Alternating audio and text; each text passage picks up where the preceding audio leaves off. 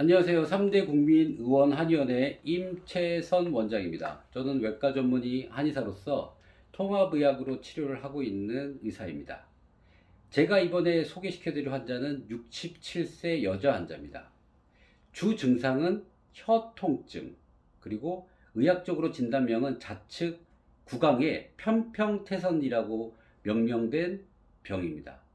이분은 혀가 너무 아프고 이 입안의 염증으로 인해서 세포의 변형도 있으면서 이 아픔과 그 다음에 매운 것을 못 먹습니다. 통증이 너무 심하기 때문에 맵거나 약간 자극성이 있는 음식을 먹으면 혀가 아프고 입안이 아파서 음식을 먹지 못하는 환자입니다.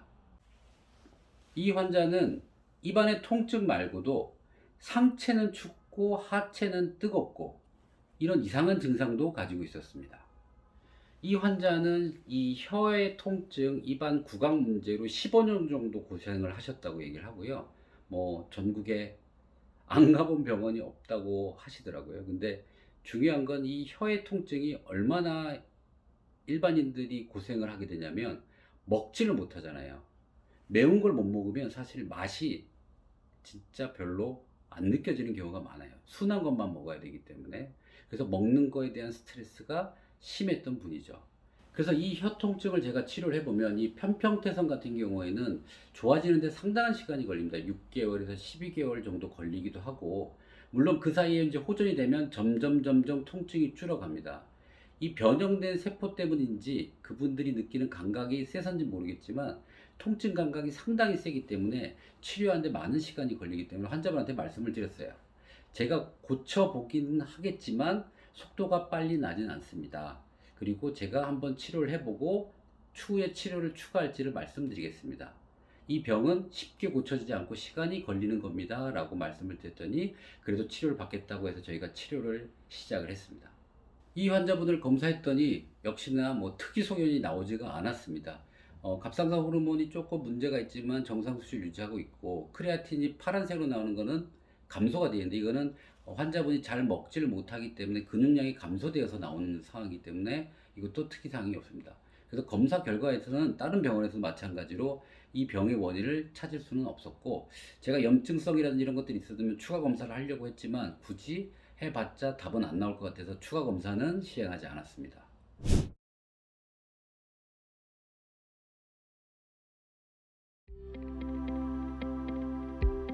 입안이 너무 따갑고 쓰라리고 아프고 양쪽 볼이 다 해져가 있었어요.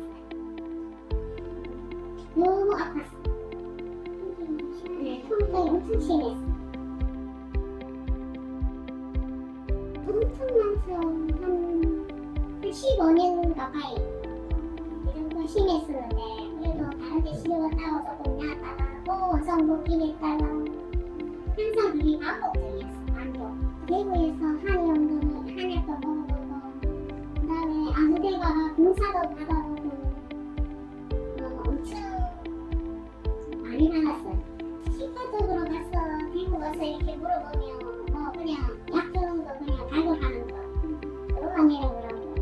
또 아무데 가니까 편편태순에 뼈잡는다 그래가 뭐라 한 1년 동안 갔다가 코로나 오고 이러고 또 몇 년을 또 쉬다가 한 1, 2년 좀 쉬다가 그냥 동네 의원에 거기 가서 이제 치료받고 약 먹고 조금 좋아졌다가 또 그러고 약 떨어지면 또 원상 복귀.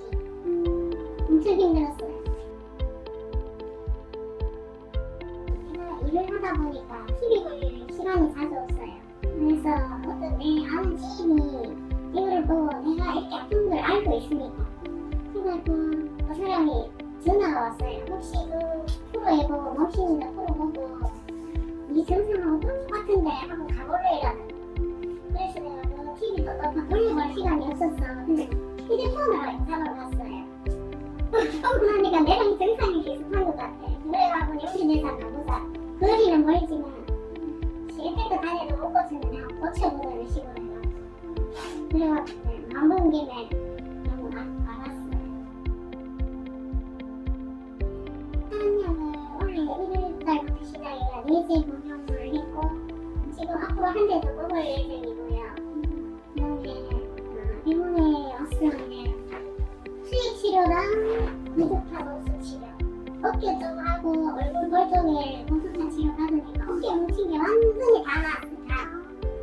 정말로 다 나았어요. 무거운 것도 없고 뭉친 게 딱 있는데 그것도 없어진 거죠.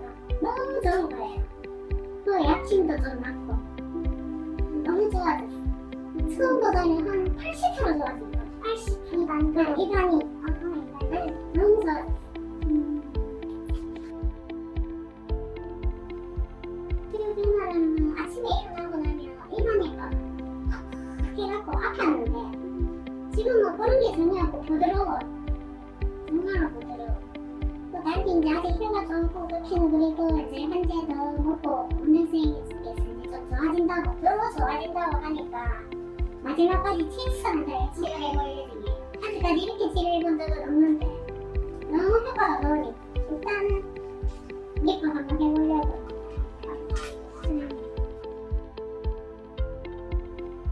혹시라도 나처럼 이렇게 증상이 있으신 분들은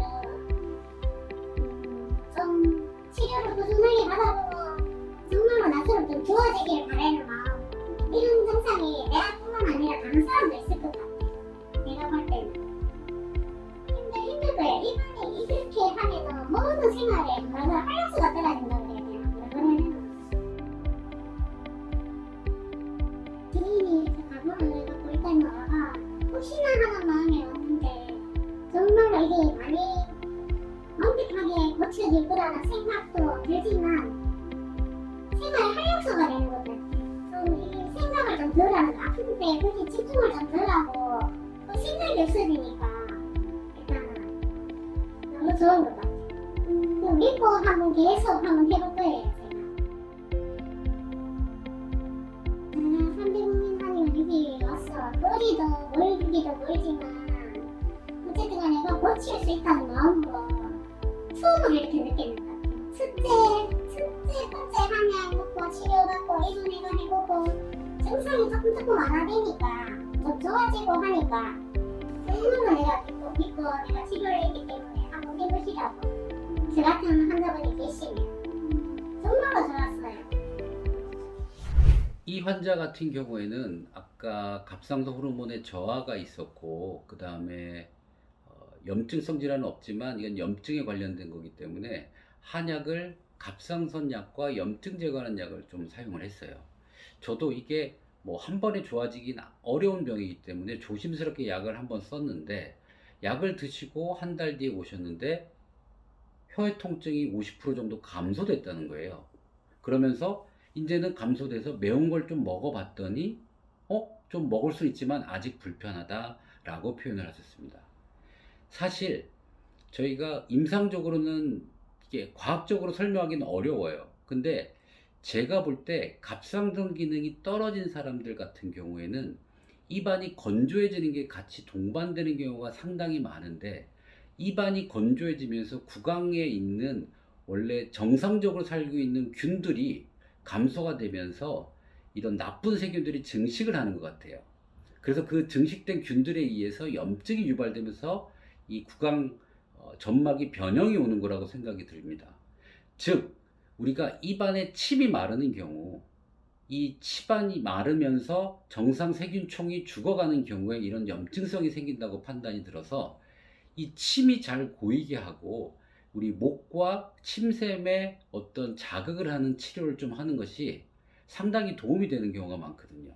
특히 입안의 병 같은 경우에는 우리 아토스 얼서라고 해서 원인도 모르는 우리 입안에 빵꾸 난다고 하는 병들, 심한 분들은 음식 못 먹잖아요.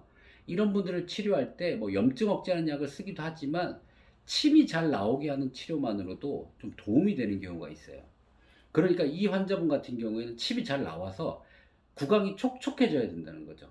그래서 여러분들이 입이 마르는 경우, 염증이 좀 심한 경우에는 어떤 것들을 하면 좋으냐면 신거를 생각하시거나 신거를 좀 드세요. 처음에는 입안이 아파서 못 먹을 수도 있지만 약간 아이셔라는 느낌만으로도 우리 침이 나오기 시작하잖아요. 그 침이 나오는 습관을 기르시는 게 참 중요하고, 그래서 입안이 촉촉해져서 정상 세균청이 잘 살게 되면 걔네들이 나쁜 균을 억제하는 경우가 생깁니다. 제가 볼 때는 이런 구강에 정상적인 점막 형태를 만들어내는 것이 이런 입병, 아까 얘기한 배쳇도 그렇고 앞토스 얼서도 그렇고 이런 편평태선의 병을 고치는데 중요한 치료 팁이 될 수 있다고 보여집니다.